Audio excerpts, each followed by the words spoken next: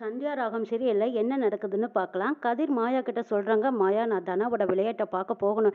எனக்கும் டிக்கெட்டுக்கு ஏற்பாடு பண்ணுங்கிறாங்க. மாயாவும் ஓ தனாவோட விளையாட்டை பார்க்கறக்கு நீ கண்டிப்பா போயிட்டா ஆகணுமாங்கிறாங்க. என்ன மாயா நீயே இப்படி பேசுற அப்படின்னு கேட்கவும், சரி சரி எடுத்து தரேன் நீ ஒன்றும் கவலைப்படாதேன்னு சொல்லிட்டு மாயா டிக்கெட் எடுத்து கொடுக்குறாங்க. புவனேஸ்வரி வீட்டில் மகாலிங்கம் வந்திருக்காங்க. இங்க பாருங்க, தனா விளையாட்டுல ஜெயிக்கிறதுக்காக போட்டியில கலந்துக்க போறா. தனா மட்டும் இந்த போட்டியில ஜெயிச்சுட்டானா தனா கேட்டதெல்லாம் நிறைவேற்றி கொடுக்குறேன்னு சொல்லியிருக்காரு ரகுராம். தனா இந்த போட்டியில தோத்து போய் நிக்கிறத ரகுராம் குடும்பமே பார்த்து அசிங்கப்பட்டு அவங்களும் தோத்து போனதுக்கு அர்த்தமாகும். ஆனா இந்த போட்டியில ஜெயிக்கவே கூடாது. ஆனா போட்டியில கலந்துக்கணும், ஆனா ஜெயிக்க கூடாது. அதுக்கான வழி என்னவோ ஏற்பாடு என்னவோ அதை பார்க்கலாங்கிறாங்க மகாலிங்கம். ஆனா இந்த விளையாட்டுல கலந்துக்கிட்டு போட்டியில ஜெயிக்க போறதில்ல, அவ தோத்து தான் போக போறா. நாமளும் அதை பார்க்கறதுக்கு போகணுங்கிறாங்க புவனேஸ்வரி. புவனேஸ்வரி, பரமேசு, மகாலிங்கம் இவங்க 3 பேரும் தனா விளையாடுற இடத்துக்கு போறாங்க. இந்த விஷயம் மாயாவுக்கு எப்படியே தெரிஞ்சிருது. இவங்க கண்டிப்பா அங்க போட்டி நடக்கிற இடத்துக்கு வந்தாங்கன்னா வேற ஏதாவது தில்லுமுழுத்தனம் பண்ணுவாங்களே, இவங்க அந்த இடத்துக்கு வராம இருந்தா நல்லதுன்னு நினைக்கிறாங்க மாயா. இவங்க 3 பேரும் விளையாடுற மைதானத்துக்கு போறாங்கன்னா நிச்சயமா இவங்க ஏதோ சதி பண்றாங்கன்னு தான் அர்த்தம். நிச்சயமா நாமளும் அந்த இடத்துக்கு போயே ஆகணும். எப்படியாவது தனா விளையாடுறதுக்கு எந்த ஒரு டிஸ்டர்பும் இல்லாம நம்ம பாதுகாப்பா பத்திரமா பாத்துக்கணும்னு நினைக்கிறாங்க மாயா. நிச்சயமா புவனேஸ்வரி போனான்னா ஏதாவது ஒரு பிரச்சனையை இழுத்து விடுறதுக்கு தான் பாப்பாளே தவிர அந்த இடத்துல நாம எச்சரிக்கையா இருக்கணும்னு கதிரையும் கூட்டிக்கிட்டு மாயா கதிர் 2 பேரும் அந்த இடத்துக்கு போறாங்க. தனா கிளம்பும் போது ரகுராம் வந்து பாக்குறாங்க. தனா நிச்சயமா இந்த போட்டியில நீ ஜெயிக்கணும். தனா அப்பா கிட்ட ஆசீர்வாதம் வாங்குறாங்க. நீ கண்டிப்பா ஜெயிச்சு வருவேன்னு ஆசீர்வாதம் பண்றாங்க. மாயா கதிர் இவங்களும் கிளம்பி போறதை பார்த்த ரகுராம் முறைச்சு பாக்குறாங்க. இந்த பக்கமா தனா போட்டியில கலந்துக்கிட்டு ஜெயிக்கணுங்கிற ஒரு வேகத்திலையும் லட்சியத்திலையும் கதிரை பார்த்து சந்தோஷப்படுறாங்க. விளையாட்டு மைதானத்துல அங்கங்க டீம் பிரிச்சு விட்டுட்டாங்க. அந்த பக்கம் பாக்குறாங்க புவனேஸ்வரி, மகாலிங்கம் இவங்கெல்லாம் வர்றதா மாயா பார்த்துட்டாங்க. ஓ இங்கதான் இருக்கீங்களா? நிச்சயமா இந்த தனா விளையாடுற விளையாட்டுல ஏதாவது திட்டுமத்து பண்ணுவாங்க. அப்படி எதுவும் நடக்காம இருக்க நமக்கு ஏதாவது செஞ்சாகணும்னு நினைக்கிறாங்க மாயா. ஜானகி மாயா கிட்ட கூப்பிட்டு கேக்குறாங்க, மாயா என்ன விளையாட்டு ஆரம்பிச்சிட்டாங்களான்னு கேக்குறாங்க. ஆமா பெரியமா, அதுக்கு முன்னாடி உங்ககிட்ட ஒரு விஷயம் சொல்லணும். புவனேஸ்வரி, மகாலிங்கம், பரமேசி இவங்க 3 பேரும் இங்க விளையாட்டு மைதானத்துக்கு வந்திருக்காங்கங்கிறாங்க. இதை கேட்டதும் ஜானகி அதிர்ச்சி அடைறாங்க. அவங்களும் அங்க வந்திருக்காங்களா? புவனேஸ்வரி அங்க வந்திருக்கான்னா நிச்சயமா ஏதாவது ஒரு சதி வேலை பண்ணுவா மாயாங்கிறாங்க. பெரியமா நீங்க ஒன்றும் பதட்டப்படாதீங்க, அதான் நான் இருக்கேன்ல, எந்த நேரமும் அவங்கள தான் நான் கண்காணிச்சிட்டு இருக்க போறேன். நிச்சயமா தனா ஜெயிச்சு தான் வருவா. தனாவுக்கு என்னை தாண்டி எந்த ஆபத்தும் வராம நான் பத்திரமா பாத்துக்குவேங்கிறாங்க மாயா. மாயா எப்படியாவது தனா இந்த போட்டியில ஜெயிக்கணும், உங்க பெரியப்பாவோட ஆசை நிறைவேறணும். புவனேஸ்வரி கண்டிப்பா அங்க வந்திருக்கான்னா அவ ஏதாவது ஒரு சதி வேலை பண்ணிட்டு தான் வருவா. தனாவை பாதுகாப்பா பத்திரமா பாத்துக்கணும், அவன் நல்லபடியா விளையாடணும் மாயாங்கிறாங்க ஜானகி.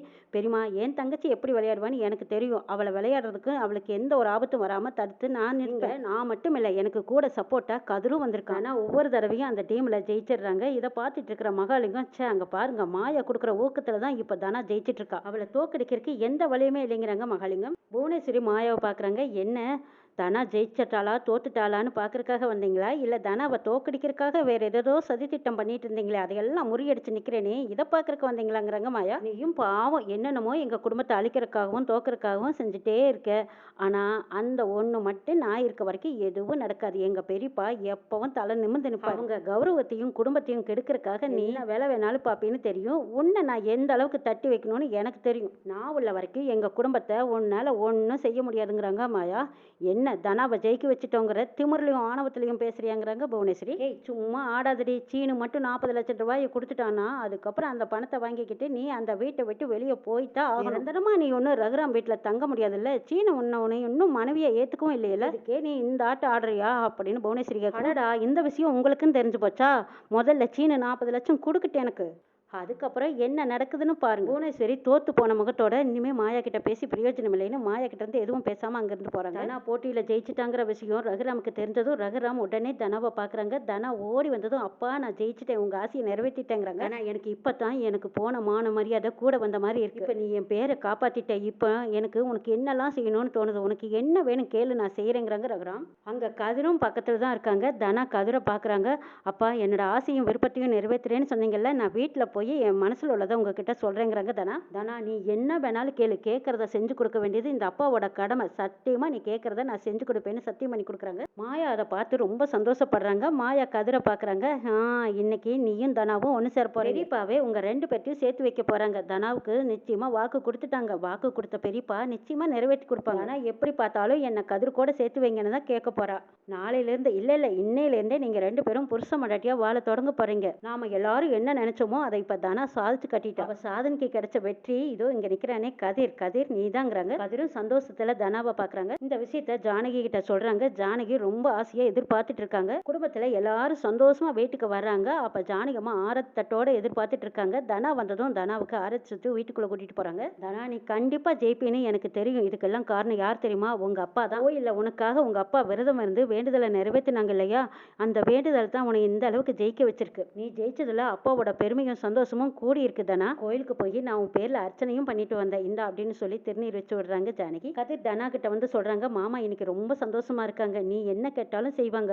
அதுவும் உனக்கு சத்தியம் வேற பண்ணி கொடுத்துருக்காங்க இல்லையா? நிச்சயமா நீ என் கூட வாழ்றேன்னு நீ ஆசைப்பட்டு மாமா கிட்ட கேட்டீன்னா நம்ம 2 பேர்த்தையும் சேர்த்து வைப்பாங்கன்னு சொல்றாங்க கதிர். அங்க மாயா வராங்க. மாயாவும் கதிரையும் தனாவையும் பார்த்து என்ன ரொமான்ஸா? அப்பா என்னைக்கும் இல்லாத சந்தோஷம் முகத்துல தெரியுது. கதிரே என்ன அப்படின்னு மாயா கிண்டல் அடிக்கிறாங்க. ஓ மாயா என்ன நடந்ததுன்னு உனக்கு தெரியாதாங்கிறாங்க. தெரியும் தெரியும். தனா போட்டியில ஜெயிச்சு வந்துட்டா. நீ ஆசைப்பட்ட மாதிரி நிறைவேறுச்சு. இப்ப பெரியப்பா தனாவுக்கு பெரிய கிஃப்டா கொடுக்க போறாங்க. ஏய் தனா என்ன பார்த்துட்டே இருக்க? எப்ப கதிரை உரிமையோட கைப்பிடிக்க போறேன்னு மாயா கேக்குறாங்க. மாயா என்னதான் இருந்தாலும் அப்பா கிட்ட போய் கேட்கறக்கு எனக்கு கொஞ்சம் கஷ்டமா கூச்சமா இருக்குதுங்கிறாங்க தனா. பெரியப்பா சந்தோஷமா நல்ல மூட்ல இருக்காங்க. இப்ப போய் நீ கேளு நிச்சயமா செஞ்சு கொடுப்பாங்க. போங்கிறாங்க. மாயாவும் சரின்ட்டு ரகுராம் இருக்கிற ரூமுக்கு போறாங்க. ரகுராம் தனாவை பார்த்ததும் வா தனா உள்ள வா அப்படின்னு சந்தோஷமா கூப்பிடுறாங்க. போட்டியில ஜெயிச்சு வந்ததும் உனக்கு என்ன வேணாலும் கேட்டா நான் செய்யறதா சொன்னேன். உனக்கு என்ன வேணும் கேளு. மனசுல இருக்கிறத கேளு தனாங்கிறாங்க ரகுராம். இருந்தாலும் தனாவுக்கு அப்பா கிட்ட கேட்கறதுக்கு தயக்கமாவே இருக்கு. கதிர் கூட என்ன சேர்த்து வைங்கன்னு சொன்னா அப்பா மனசுல என்னதான் நினைப்பாரு என்ன பத்தி? தனா ஏன் தயங்குற கேளுங்கிறாங்க ரகுராம்.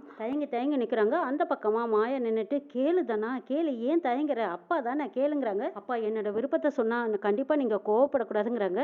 தனா நான் கோவப்படுற மாதிரி நீ எதுவும் கேட்க மாட்டியே. என்னோட விருப்பத்துக்கு ஏற்ற மாதிரி தானே நீயும் கேளுங்கிறாங்க. கதிரை நம்ம எல்லாருமே சரியா புரிஞ்சுக்கலாம். ஆனா கதிர் கூட பழகி பார்க்கும்போது தான் அவரோட நல்ல குணம் எனக்கு தெரிஞ்சது. கதிரை எனக்கு ரொம்ப பிடிச்சிருக்கு. கதிர் என்னோட விளையாட்டுக்கு ரொம்ப ரொம்ப சப்போர்ட் பண்ணியிருக்காரு. கதிரோட மனசை புரிஞ்சுக்கிட்டதுனால நான் கதிர் கூட சேர்ந்து வாழ ஆசைப்படுறேங்கிறாங்க தனா. தனாவோட ஆசையை சொல்லி கேட்டதுமே உடனே ரகுராமோட முகத்துல அதிர்ச்சியும் கோபமும் தெரியுது. ஐயோ அடுத்தது என்ன சொல்ல போறாங்களோ தெரியலையே அப்படின்னு மாயா ஜானகி இவங்க 2 பேரும் ஜன்னலுக்கு பக்கமா நின்று ரகுராமையே பார்த்துட்டு இருக்காங்க. தனா ரகுராம் கிட்ட கேட்டு முடிச்சதும் அப்படியே மனசுக்குள்ள பயத்தோட நிக்கிறாங்க. அப்பா என்ன சொல்ல போறாங்களோ? கதிரை ஒரு வேலை வேண்டான்னு சொல்லிடுவாங்களோ? அப்படி மட்டும் சொல்லிடக்கூடாது. அப்பா என்னையும் கதிரையும் ஒண்ணு சேர்த்து வைக்கணும்னு மனசுக்குள்ள அப்படியே கண்ணை மூடி வேண்டிட்டு இருக்காங்க. தனா நீ என் பொண்ணு. நீ ஆசைப்பட்டதை நான் உனக்கு செஞ்சு கொடுக்கறதா வாக்கு கொடுத்தேன். ஆனா வேண்டான்னு நினைச்ச ஒருத்தனை வேணும்னு கேட்கிற பாரு. இதை என்னால ஏத்துக்க முடியலன்னு சொல்லிடுறாங்க. இதை கேட்டதும் அதிர்ச்சி அடைறாங்க. என்ன நடக்குது?